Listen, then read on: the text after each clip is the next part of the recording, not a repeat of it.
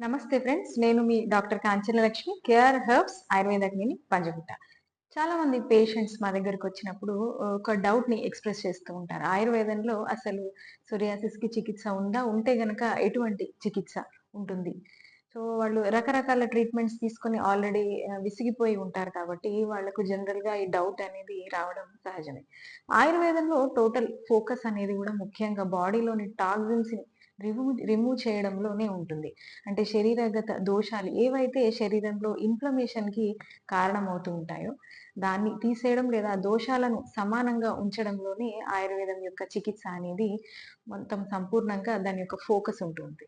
ఇంతే కాకుండా పేషెంట్‌కి అంటే ఒక్కొక్క పేషెంట్‌కి వాళ్ళకి సరైన ఒక డైట్ ప్లాన్‌ని సూచించడం, మరియు వాళ్ళ లైఫ్ స్టైల్ మాడిఫికేషన్ అంటే వాళ్ళ స్ట్రెస్‌ని గానివ్వండి, ఇతరత్ర ఇబ్బందుల్ని తెలుసుకొని వాళ్ళ లైఫ్ స్టైల్‌ని మోడిఫై చేస్తూ యోగా లాంటివి చెప్తూ సో, ఇవన్నీ కూడా ఆయుర్వేదంలో ఒక ట్రీట్మెంట్ చికిత్సలో భాగంగానే మేము సోరియాటిక్ పేషెంట్స్‌కి చెప్పడం జరుగుతుంది.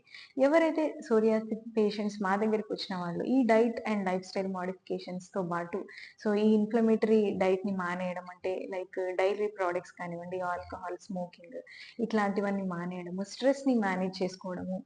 సో, ఇంకా లైఫ్ స్టైల్ మేనేజ్‌మెంట్ ఇవన్నీ కూడా చేస్తూ సో, ఎవరైతే మానసిక ఆందోళనను తగ్గించుకుంటూ ఉంటారో, వాళ్ళు మాత్రం ఖచ్చితంగా 1-2 మంత్స్ 3 మంత్స్‌లో వాళ్ళకు మంచి రిజల్ట్ అనేది చూడడం నేను జరిగింది.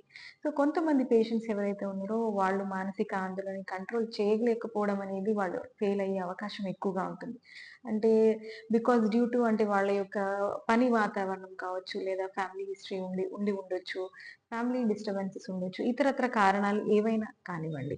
లేదంటే వాళ్ళు డైట్ సరిగ్గా పాటించని వాళ్ళు. వీళ్ళలో మాత్రం మనకు చికిత్స అనేది ఆ టైమ్ పీరియడ్ అనేది ల్యాప్స్ అవుతూ ఉంటుంది. అంటే పెరగడానికి అవకాశాలు ఎక్కువగా ఉంటాయి.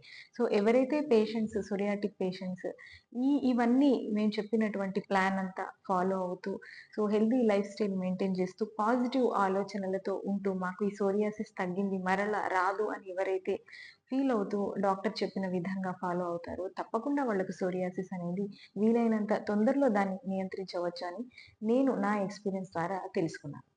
మీకు గనక మా వీడియో నచ్చినట్టయితే తప్పక మా ఛానెల్‌ని సబ్స్క్రైబ్ చేయండి. సోరియాసిస్ గురించి మీకు ఎటువంటి డౌట్స్ ఉన్నా మా కామెంట్ బాక్స్‌లో కామెంట్ చేయండి.